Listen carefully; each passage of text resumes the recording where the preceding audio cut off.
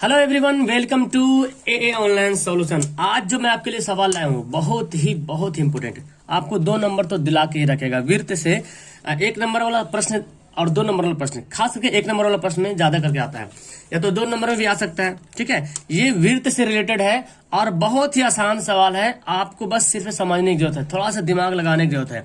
बस थोड़ा सा आप समझेंगे, बहुत अच्छे तरीके से आपका नंबर मिलेगा। क्लास 10 के लिए बहुत अच्छी तरीका है। यहाँ पे आपका डेली क्लास चल रहा है, लाइव क्लास, वीडियो पे बने रहो, चैनल पे जुड़ जाओ, आपको सब कुछ पता चल जाएगा। ठीक है, तो फिलहाल हम लोग पढ़ेंगे यहाँ पे मैथ का इंपोर्टेंट सर्किल्स क्वेश्चन, यानी कि विर्त से रिलेटेड जो भी क्वेश्चन आता है उसके बारे में पढ़ते हैं। तो विर्त के बारे में बहुत अच्छी तरीके से आप अवगत हैं, इसको जानते हैं बहुत अच्छी तरीके से। ठीक है, सबसे पहला सवाल 1 बाय 1 करते हैं और इसमें टोटल 20 या 21 क्वेश्चन है। ठीक है, और इसमें से आपको बहुत हेल्प मिलने वाली है आपके एग्जाम के लिए। इससे विर्त से लेकर आपका कोई भी डाउट रहेगा सब क्लियर हो जाएगा। ठीक है, इसके अलावा भी कुछ रहेगा तो आप मुझे कमेंट कीजिएगा। फिलहाल मैं अपने तरफ से पूरी कोशिश किया हूं। तो चलिए वीडियो को शुरू से लेकर आखिर तक देखिए, मैं यहाँ पे बताता हूँ। सबसे पहला सवाल यहाँ पे है, विर्त की कोई स्पर्श रेखा इसे खाली जगह कितने बिंदु पर स्पर्श प्रतिच्छेद करती है। अब यहाँ पे देखो, अब आपको समझना पड़ेगा स्पर्श रेखा होता क्या। मैं यहाँ पे रफली बताता हूँ। ठीक है, ये देखिए एक विर्त है, दिख रहा आपको, ये विर्त है। अब विर्त स्पर्श रेखा बोले तो विर्त के किसी एक बिंदु से टच होकर जाएगा ना, उसको बोलते हैं क्या, स्पर्श रेखा। विर्त के किसी एक बिंदु से टच होकर जाएगा उसको क्या बोलेंगे, स्पर्श रेखा बोलेंगे। तो एक बिंदु को प्रतिच्छेद क्या बोल रहा, किसी विर्त की कोई स्पर्श रेखा इसे कितने बिंदु पर प्रतिच्छेद करेगी। स्पर्श रेखा जब भी स्पर्श रेखा होगा तो केवल जो विर्त है उसके केवल एक ही बिंदु पर प्रतिच्छेद करेगी। कितना बिंदु पर, केवल एक बिंदु पर, यानी कि यहाँ पे भराएगा क्या, एक, केवल एक बिंदु पर प्रतिच्छेद करती है। क्लियर है, इसका आंसर आप मुझे कमेंट करते जाए और मुझे ये भी बताएंगे लास्ट टाइम कि आपको ये सब पता था ना, तो कितना क्वेश्चन पता था ये भी बताएंगे। चलो दूसरा सवाल यहाँ पे देखते हैं। दूसरा सवाल क्या बोलता है, किसी विर्त को अधिकतम, ठीक है, किसी विर्त को अधिकतम खाली जगह समांतर स्पर्श रेखाएं हो सकती हैं, यानी कि किसी विर्त में कितनी जो है अधिकतम समांतर रेखाएं हो सकती हैं। तो किसी विर्त में अधिकतम 2 समांतर रेखाएं हो सकती है। कितनी हो सकती है, 2। तो यहाँ पे क्या फिल करेंगे, यहाँ पे हम लिख देंगे 2। किसी विर्त में अधिकतम जो है 2 समांतर रेखा। अब कैसे होता है ये देखिए, कोई विर्त है, मैं यहाँ पे बताता चाहता हूँ। यहाँ पे कोई विर्त है, इसमें अधिकतम जो समांतर रेखाएं होंगी, जैसे कि एक यहां से जाएगी, समांतर स्पर्श रेखाएं, तो एक इधर से गई है और एक इधर से गई है।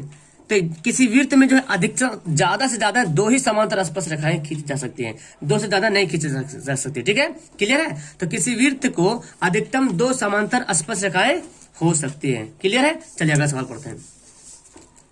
यहां सवाल देखिए क्या बोलता है, किसी विर्त को 2 बिंदुओं पर प्रतिच्छेद करने वाली रेखा को क्या कहते हैं। ठीक है, किसी विर्त के 2 बिंदुओं पे, जब भी विर्त वाला सवाल आता है तो पहले फिगर सोचिए कैसे बनाएंगे। किसी विर्त, तो एक कोई विर्त बना दिए, 2 बिंदुओं को, यहाँ पे जो था इसी केवल एक बिंदु को प्रतिच्छेद कर रहा था, केवल एक बिंदु को।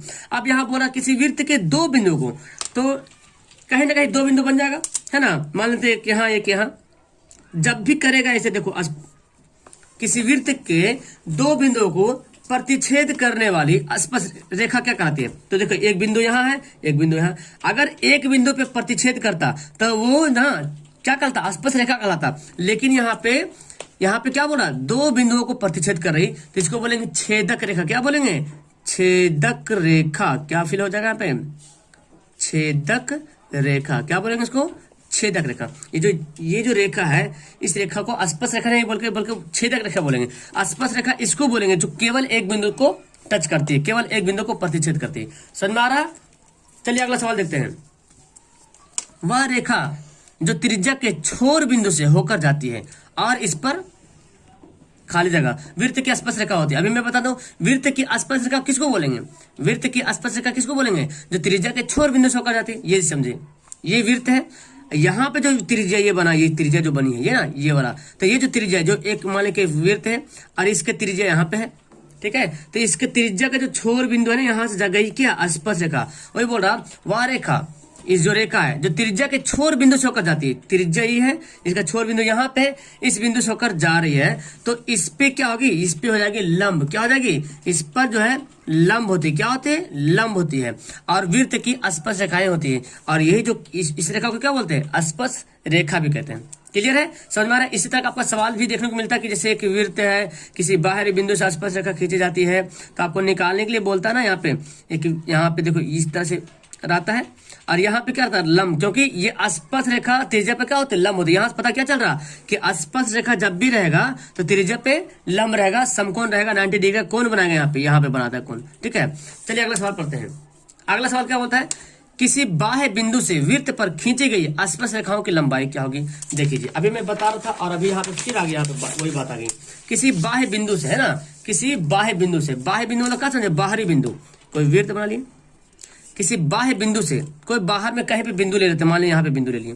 अब इस पर जो स्पर्श रेखाएं खींचेगी, इस बिंदु से जो स्पर्श रेखाएं खींची जाएगी, ठीक है, इस बिंदु से जो स्पर्श रेखाएं खींची गई है, इनकी लंबाई क्या होगी, इसकी लंबाई जो होगी, मान लीजिए यहाँ बिंदु एक यहाँ बिंदु पे टच कर रही है, ये मान लो कि हमारा ओ जो है ये वृत्त है, ठीक है। तो किसी बाह्य बिंदु से खींची गई स्पर्श रेखाओं की लंबाई क्या होगी, कि समान होगी, क्या होगी, आपस में समान होती है। तो हम क्या लिखेंगे यहाँ पे, समान या बराबर होती है, यहाँ पे लिख सकते हैं, क्या लिख सकते हैं, बराबर होती है। क्लियर है। और आपको सवाल भी आता है कि इस तरह देता है और बोलता है कि यदि एपी का लंबाई 8 सेंटीमीटर तो बीपी निकाले, तो आप बना लीजिएगा, जब ये 8 है तो ये भी 8 है, क्यों, क्योंकि बाहरी बिंदु से वृत्त पर खींची गई स्पर्श रेखाओं की लंबाई समान होती है, और बाहरी बिंदु से केवल 2 ही स्पर्श रेखाएं खींची जा सकती है। देख रहे हैं यहाँ पे 3 नहीं खींचा गया, 2 ही खींचा गया। आगे सवाल भी मिलने वाला है, 1 नंबर फायदा हो जाएगा आपका। चलिए अगला सवाल पढ़ते हैं। किसी वृत्त के एक बिंदु पर वृत्त की कितनी स्पर्श रेखाएं खींची जा सकती है। बहुत ही ध्यान से समझने वाली बात है यहाँ पे। किसी वृत्त के एक बिंदु पर, किसी वृत्त के एक बिंदु पर कितनी स्पर्श रेखाएं खींची जा सकती है। तो किसी वृत्त के एक बिंदु कहीं पे एक बिंदु ले लिया मैंने, इस एक बिंदु से कितनी स्पर्श रेखाएं खींची जा सकती है, केवल एक, सिर्फ एक बिंदु स्पर्श रेखाएं खींची जा सकती है, केवल एक स्पर्श रेखाएं खींचे जा सकते। समझ आ रहा ना। किसी वृत्त, देखो यहाँ पे ये पॉइंट समझो, एक बिंदु जो दे दिया ना, एक बिंदु, केवल एक बिंदु भी बोल रहा। किसी वृत्त के एक बिंदु पर कितनी स्पर्श रेखाएं खींची जा सकती है, तो किसी वृत्त के एक बिंदु पर केवल एक स्पर्श रेखाएं खींची जा सकती है। एकदम ध्यान समझिएगा, ठीक है।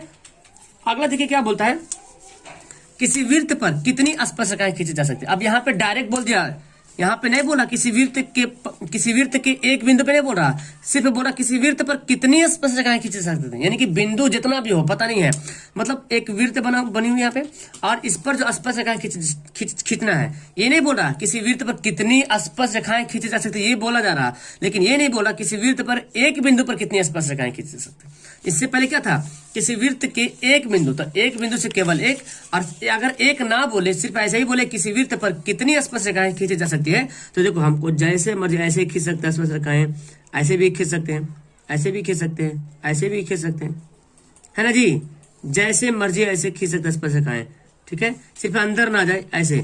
तो कितना हो गया, इसको गिन सकते हैं आप, गिन सकते हैं इसको, कभी नहीं गिन सकते हैं। अनंत बोलते, क्या बोलते हैं इसको, अनंत, जितना मर्जी उतना खींच सकते हैं। इसको बोले अनगिनत या अनंत, अनंत या तो अनेक बोल सकते हैं, अनेक। कितनी स्पर्श रेखाएं खींची जा सकती है, अनेक स्पर्श रेखाएं खींची जा सकती है। ये सवाल आपके एग्जाम में आता है, इसलिए समझने की बात है। अब देखो आप बोला गया किसी बाह्य बिंदु से वृत्त पर कितनी स्पर्श रेखाएं खींची जा सकती है। अभी तो मैं बताया किसी बाह्य बिंदु से, किसी बाहरी बिंदु से वृत्त पर कितनी स्पर्श रेखाएं खींची जा सकती है। तो किसी बाह्य बिंदु से वृत्त पर देखिए एक स्पर्श रेखा यहाँ, एक स्पर्श, सिर्फ 2 ही स्पर्श रेखाएं खींची जा सकती है, केवल 2 स्पर्श रेखाएं खींची जा सकती है। क्लियर है, समझ में आ रहा। अभी तो बहुत सारा सवाल बाकी। अब देखिए यहाँ पे सवाल पढ़ते हैं। चलिए, इस वृत्त से कोई डाउट नहीं रहेगा, सब खत्म हो जाएगा। किसी त्रिभुज की तीनों भुजाओं को अंतः स्पर्श करने वाली वृत्त को क्या कहते हैं। अब हमको कोई त्रिभुज बनाना पड़ेगा आपके लिए। चलिए कोई त्रिभुज बनाते हैं। किसी त्रिभुज के तीनों भुजाओं को क्या बोलता है, किसी त्रिभुज की तीनों भुजाओं को अंतः स्पर्श, मतलब अंदर से स्पर्श कर रहा, और उस वृत्त को क्या कहते हैं। यानी कि एक त्रिभुज के अंदर जो एक ऐसा वृत्त बन गया है जो तीनों भुजाओं को क्या कर रहा, देखो टेढ़ा वगैरह बन रहा होगा, तो मान लेना कि ये वृत्त है, ठीक है। आप तो हमसे अच्छे बनाएंगे, ये वृत्त बन गया। देखो तो इस वृत्त का नाम क्या है, इस वृत्त का नाम क्या है, आप कमेंट करेंगे इस वृत्त का नाम क्या है। इस वृत्त का नाम अंतः वृत्त। क्या नाम है, अंतः वृत्त।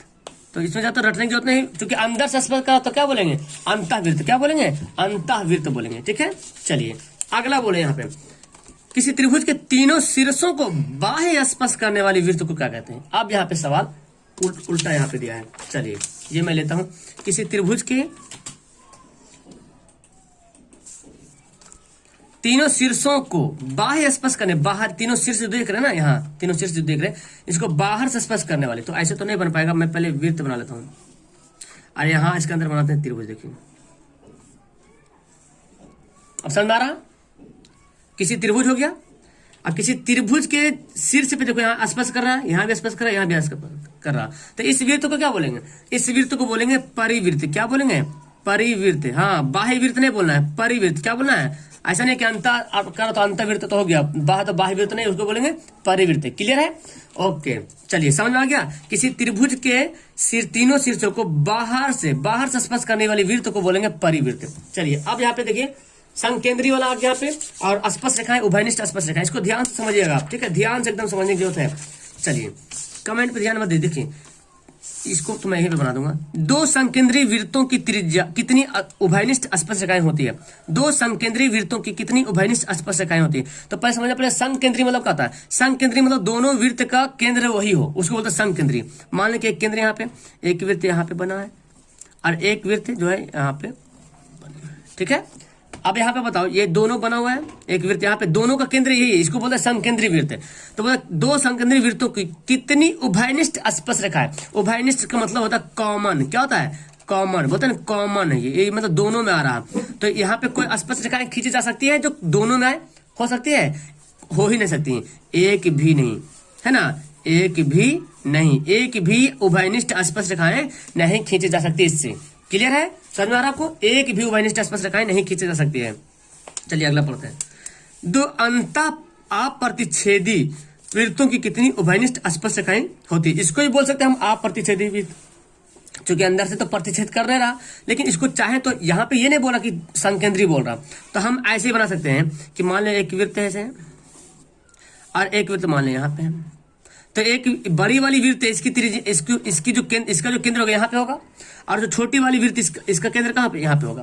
तो क्या हो रहा? अंत जो अप्रतिच्छेदी मतलब प्रतिच्छेद नहीं कर रहा, टच नहीं कर रहा, तो अंत अप्रतिच्छेदी वृत्तों की कितनी उभयनिष्ठ स्पर्श रेखाएं? यहाँ पे उभयनिष्ठ स्पर्श रेखाएं खींच सकते क्या? अगर आप यहाँ से स्पर्श रेखाएं खींचेंगे तो इसमें तो आएगा नहीं। उभयनिष्ठ मतलब दोनों में आना चाहिए। अगर यहाँ पे देखो, अगर यहाँ से स्पर्श रेखा खींचते आप तो इसमें तो, इस वृत्त में तो हो नहीं रहा टच, इसलिए एक भी नहीं। इसमें भी तो नहीं होगा क्योंकि ये प्रतिच्छेद कर ना रहा, तो इसका भी होगा एक भी नहीं। क्या होगा? एक भी नहीं। क्या होगा? एक भी नहीं। 13 नंबर सवाल है, दो अंत स्पर्श करने वाले वृत्तों की कितनी उभयनिष्ठ स्पर्श रेखाएं होंगी? दो अंत स्पर्श करने वाले, अंदर से स्पर्श करने वाले कितनी उभयनिष्ठ स्पर्श रेखाएं होंगी? यानी कि एक वृत्त है यहाँ पे, एक वृत्त यहाँ पे है, ओके, और अंत मतलब अंदर से स्पर्श करेगा। कहां से करेगा? अंदर से, यानी कि यहाँ पे देखो टच किया ना, ये बिंदु पे टच किया ना, ओके। तो बोल रहा कि दो अंत स्पर्श, देखो अंदर से स्पर्श करा, ये बड़ी वाली वृत्त है, इसके अंदर से देखो ये वृत्त स्पर्श किया, तो अंत स्पर्श करने वाली वृत्तों की कितनी उभयनिष्ठ स्पर्श रेखाएं होंगी? उभयनिष्ठ मतलब कॉमन। तो यहाँ तो एक बिंदु पे तो स्पर्श कर रहा, स्पर्श जब भी होता है तो एक बिंदु से होता है, और एक बिंदु से हम तो स्पर्श रेखाएं भी खींची जा सकती है, केवल एक, है ना?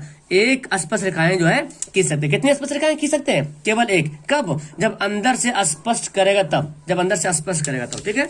चलो 14 नंबर सवाल पढ़ते हैं। दो प्रतिच्छेदी वृत्तों की कितनी उभयनिष्ठ स्पर्श रेखाएं होंगी? प्रतिच्छेदी मतलब आपस में प्रतिच्छेद कर रहा, ठीक है। तो एक वृत्त यहाँ पे बना लिया और दूसरा वृत्त यहाँ पे बना लिया, देखिए हो गया दो प्रतिच्छेदी वृत्त। अब बोला कि दो प्रतिच्छेदी वृत्तों की कितनी उभयनिष्ठ स्पर्श रेखाएं होती है? ओके, तो यहाँ बोला जा रहा दो प्रतिच्छेदी वृत्तों की, तो प्रतिच्छेद हो रहा है वृत्त, ये एक दूसरे को वृत्त क्या कर रहा? प्रतिच्छेद कर रहा। देख रहे हैं, एक यहाँ पे काट रहा है, एक यहाँ पे काट रहा, दो बिंदु पे काट रहा। तो दो प्रतिच्छेदी वृत्तों की, ओके, तो बोला क्या जाना, दो प्रतिच्छेदी वृत्तों की कितनी उभयनिष्ठ स्पर्श रेखाएं होंगी? तो यहाँ पे एक देखो, एक स्पर्श रेखा हम यहाँ से खींच सकते हैं, देखो उभयनिष्ठ मतलब दोनों में मैच करा, दोनों में आ रहा स्पर्श रेखा, एक स्पर्श रेखा हम यहाँ भी खींच सकते हैं, हुआ ना? तो दो यहाँ पे सिर्फ दो स्पर्श रेखाएं खींची जा सकती, कितनी? दो। चलिए अगला सवाल पढ़ते हैं। दो बाह्य स्पर्श करने वाली वृत्तों की कितनी उभयनिष्ठ स्पर्श रेखाएं होंगी? बाह्य मतलब बाहर से, तो एक वृत्त मान लेते कि यहाँ पे है, ठीक है, और एक वृत्त मान लेते यहाँ पे है, देखो बाहर से क्या कर रहा, आसपास कर रहा है ना। दो जो है बाह्य स्पर्श करने वाली, बाहर से देखो बाहर से स्पर्श कर रहा, तो दो बाह्य स्पर्श करने वाली वृत्तों की कितनी उभयनिष्ठ स्पर्श रेखाएं होंगी, तो एक स्पर्श रेखाएं इधर से चली जाएंगी, जो कि दोनों मैच कर रहा, ठीक है। एक स्पर्श रेखाएं इधर से चली जाएंगी, एक स्पर्श रेखाएं इधर से चली जाएंगी, तो कितनी स्पर्श रेखाएं होंगी, 1 2 3, कितनी हो गई, 3 स्पर्श रेखाएं खींची जा सकती है, ठीक है। चलिए अगला सवाल पढ़ते हैं, 16 नंबर सवाल। 16 नंबर सवाल यहाँ पे बोला जा रहा कि दो बाह्य अप्रतिच्छेदी वृत्तों की कितनी स्पर्श रेखाएं होंगी। समझने की बात है यहाँ पे, बाह्य मतलब बाहरी, अप्रतिच्छेदी मतलब जो प्रतिच्छेद नहीं करता है। तो एक वृत्त देखो यहाँ पे बना लेते हैं और एक वृत्त यहाँ बना लेते हैं, स्पर्श नहीं कर रहा है ना, प्रतिच्छेद भी नहीं कर रहा। दो बाह्य अस्पर्श बोल सकते हैं इसको, या अप्रतिच्छेदी बोल सकते हैं। तो दो बाह्य अप्रतिच्छेदी वृत्त हो गया, ठीक है। मान लेते 2 वृत्त है। अब इसमें उभयनिष्ठ स्पर्श रेखाएं कितनी होगी, तो देखो एक तो स्पर्श रेखा हमको यहाँ से चला जाएंगे, एक स्पर्श रेखा यहाँ से चली जाएंगी, देखो 2 हो गया। अब क्या होगा, एक स्पर्श रेखा देखो इधर से हो गया ना 3, और एक स्पर्श रेखा इधर से, कितनी स्पर्श रेखाएं होंगी, देखो 1 2 3 4 यहाँ पे जो है उभयनिष्ठ स्पर्श रेखाएं होंगी। अब उभयनिष्ठ स्पर्श रेखा में आपको कोई दिक्कत नहीं होने वाला, ठीक है। अगले पर पढ़ते हैं, यदि 2 वृत्त संकेंद्रीय हो तो उनके केंद्रों के बीच की दूरी क्या होगी। अब 2 वृत्त, एक वृत्त यहाँ पे है और एक वृत्त यहाँ पे है, दोनों का केंद्र क्या, संकेंद्रीय मतलब दोनों का केंद्र बराबर है। तो 2 वृत्त संकेंद्रीय हो गया, तो उनके केंद्रों के बीच की दूरी, अब ये बड़ी वाली वृत्त का भी यही केंद्र है, छोटी वाली वृत्त का यही केंद्र है, तो इस केंद्र के बीच की दूरी क्या होगी, 0 हो जाएगी, 0 होगी, क्योंकि यहाँ पे तो कुछ दूरी है ही नहीं, कोई डिस्टेंस तो है ही नहीं, है कोई डिस्टेंस, बोलिए। 2 बड़ी वृत्त है, एक बड़ी वृत्त एक छोटी वृत्त है, और दोनों का केंद्र यही है, तो दूरी कहाँ से, केंद्रों के बीच की दूरी मतलब छोटी वाली केंद्र की और बड़ी वाले केंद्र के बीच की दूरी क्या है, क्योंकि सेम है, 0 है, 0 है, इसका दूरी तो है ही नहीं है। अगला बोलता है 2 बाह्य स्पर्श करने वाली, बाहर से स्पर्श करने वाली वृत्तों के केंद्रों की बीच की दूरी। अब यहाँ पे समझिए, देखिए एक वृत्त यहाँ पे है, बाह्य स्पर्श करने वाली एक वृत्त यहाँ पे है, ठीक है। अब स्पर्श कर रहा बाहर, 2 बाह्य स्पर्श करने वाली वृत्तों के केंद्रों के बीच की दूरी, तो एक वृत्त का केंद्र यहाँ पे है, एक वृत्त का केंद्र यहाँ पे है, ठीक है। अब इसके बीच की दूरी क्या होगी, तो इस वृत्त की त्रिज्या और इस वृत्त की त्रिज्या इन होगी ना, दोनों वृत्तों की त्रिज्याओं का योग होगा, क्या होगा, दोनों वृत्तों की त्रिज्याओं का योग, दोनों वृत्तों की त्रिज्याओं का योग, क्या लिखेंगे, दोनों वृत्तों की त्रिज्याओं का योग, जोड़, दोनों वृत्तों की त्रिज्या को जोड़ दीजिएगा, तो ये केंद्र और ये केंद्र दोनों की दूरी निकल जाएगा, 2 वृत्तों के दूरी, केंद्रों की दूरी निकल जाएगा। अगला बोलता है कि 2 अंतः स्पर्श करने वाली वृत्तों के केंद्रों के बीच की दूरी, अंदर से जो स्पर्श कर रहा, जो अंतः स्पर्श करने वाली, तो एक वृत्त मान लेते यहाँ पे है और इसी के अंदर जो है स्पर्श कर लीजिए, हो गया। अब ये नहीं बोल रहा संकेंद्रीय, ये बड़ी वाली वृत्त का केंद्र यहाँ पे है और छोटी वाली जो वृत्त है इसका केंद्र मान लेते यहाँ पे है। अब क्या होगा, ये छोटी वाली वृत्त का केंद्र यहाँ पे है, बड़ी वाली वृत्त का केंद्र यहाँ पे है, तो इन दोनों केंद्रों के बीच की दूरी क्या होगा, तो आप बोलेंगे सर बड़ी वाली वृत्त में से छोटी वाली वृत्त घटा दीजिए। बड़ी वाली वृत्त की त्रिज्या में देखो यहाँ से तक बड़ी वाली वृत्त की त्रिज्या आएगी, यहाँ से यहाँ तक आएगी, ठीक है, और छोटी वाली वृत्त की त्रिज्या यहीं पे आएगी। तो बड़ी वाली वृत्त की त्रिज्या में छोटी वाली वृत्त की त्रिज्या घटा देंगे तो ये दोनों बचेगा, ये दोनों, चूंकि ये तो निकालना हमको, ये तो निकालना हमको, क्या निकालना है, दोनों वृत्त की केंद्र के बीच की दूरी। तो लिखेंगे क्या, दोनों वृत्तों की त्रिज्याओं का अंतर, क्या लिखेंगे, अंतर, क्या कर देना, दोनों को माइनस कर देना। और ये दोनों बहुत इंपॉर्टेंट सवाल है कि वृत्तों के केंद्रों पर बना कोण कितना डिग्री होता है, वृत्त के केंद्र पर बना कोण कितना होता है, तो वृत्त के केंद्र पर बना कोण होता है 360 डिग्री, कितना डिग्री होता है, 360 डिग्री, इसको याद कर लीजिए, बहुत बड़ा सवाल आता है। वृत्त के केंद्र पर बना कोण 360 डिग्री होता है। और एक आता है अर्धवृत्त पर बना कोण कितना डिग्री है, अर्धवृत्त पर, तो जैसे अर्धवृत्त बोले तो अर्धवृत्त पर बना कोण जो है 90 डिग्री, क्या होगा, अर्धवृत्त पर बना कोण 90 डिग्री होता है, 90 डिग्री होगा, ठीक है। तो यहाँ पे 21 क्वेश्चन रहा, मेरे ख्याल से आपको अब वृत्त से किसी तरीके को कोई प्रॉब्लम नहीं रहेगा, बहुत अच्छे तरीके से समझा दिया, इसको आप कॉपी पे नोट कर लेना, ठीक है। वीडियो अच्छी लगी तो लाइक करना, दोस्तों को शेयर करना, ओके। That's all. आपको इसी तरह के और कौन सा सब्जेक्ट में क्वेश्चन चाहिए मुझे कमेंट करके जरूर बताएं, okay. Bye, that's all, thank you everyone.